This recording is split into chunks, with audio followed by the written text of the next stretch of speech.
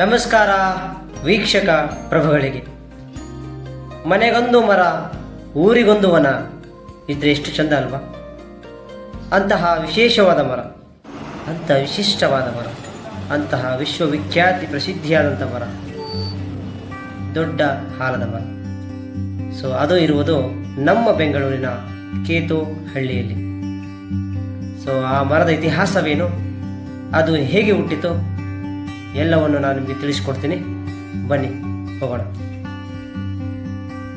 ಸುಮಾರು 3 ರಿಂದ 4 ಎಕರೆ ವಿಸ್ತೀರ್ಣದಲ್ಲಿ ಹರಡಿಕೊಂಡಿದೆ.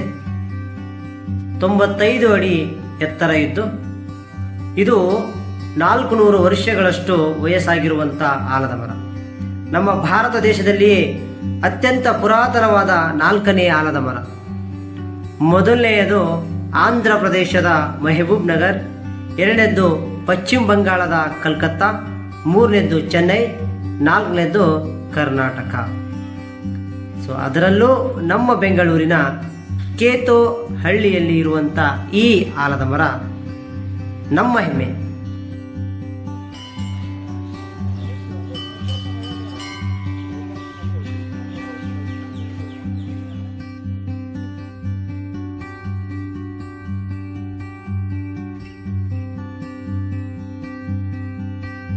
ಇಲ್ಲಿನ ಸ್ಥಳೀಯರು ಹೇಳುವ ಕಥೆಯ ಪ್ರಕಾರ, ಮೊದಲು ಈ ಆಲದ ಮರದ ಜಾಗದಲ್ಲಿ ರೈತರು ತಾವು ಬೆಳೆದಿರುವಂಥ ರಾಗಿ ಬೆಳೆಯ ಸುಗ್ಗಿ ಮಾಡ್ತಾ ಇದ್ರಂತೆ. ತಾವು ಬೆಳೆದಂಥ ಬೆಳೆಯನ್ನು ಕಟ್ ಮಾಡಿ ತಂದು ಇಲ್ಲಿ ಹಾಕಿ ಮೇಟಿ ಮಾಡ್ತಾ ಇದ್ರು. ಆ ಮೇಟಿ ಮಾಡುವಾಗ ಮಧ್ಯದಲ್ಲಿ ಆಲದ ಮರದ ಕಡ್ಡಿಯನ್ನು ನೆಟ್ಟು ಅದಕ್ಕೆ ಎತ್ತುಗಳ ಹಗ್ಗವನ್ನು ಕಟ್ಟಿ ಆ ಹುಲ್ಲಿನ ಮೇಲೆ ತಿರುಗಿಸ್ತಾ ಇದ್ದರು. ಹಾಗೆ ಎತ್ತುಗಳನ್ನು ಹುಲ್ಲಿನ ಮೇಲೆ ತಿರುಗಿಸ್ತಾ ಇದ್ದುದರಿಂದ ಕಾಳು ಹುಲ್ಲಿನಿಂದ ಬೇರ್ಪಡ್ತಾ ಇತ್ತು. ಈ ರೀತಿ ಇಲ್ಲಿನ ರೈತರು ಮೇಟಿ ಮಾಡಿ ತಮ್ಮ ಬೆಳೆಯನ್ನು ತಾವು ಪಡೆದುಕೊಳ್ತಾ ಇದ್ರು. ಹೀಗೆ ಮಾಡ್ತಿರುವ ಸಂದರ್ಭದಲ್ಲಿ ಒಂದು ದಿನ ಏನಾಯ್ತಪ್ಪ ಅಂದರೆ, ಆ ಮಧ್ಯದಲ್ಲಿ ನೆಟ್ಟಿರುವಂಥ ಆಲದ ಮರದ ಕಟ್ಟಿಗೆ ಚಿಗುರು ಬಂದಿರುತ್ತದೆ.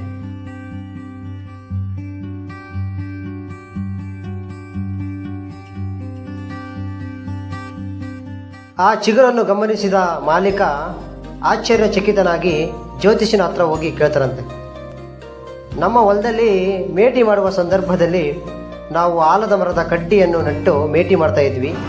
ಇದನ್ನು ಕೇಳಿದ ಜ್ಯೋತಿಷ್ಯ ಹೇಳ್ತಾರಂತೆ, ಇದು ದೇವರ ಕೃಪೆಯಪ್ಪ ಅಂತ.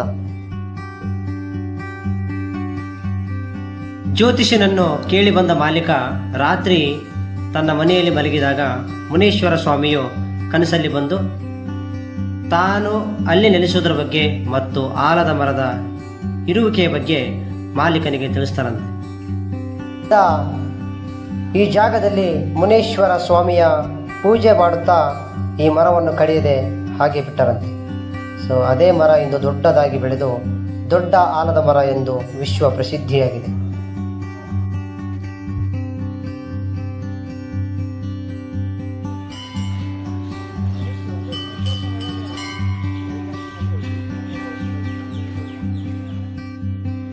ಇದೇ ನೋಡಿ ಮುನೇಶ್ವರ ಸ್ವಾಮಿಯ ದೇವಾಲಯ.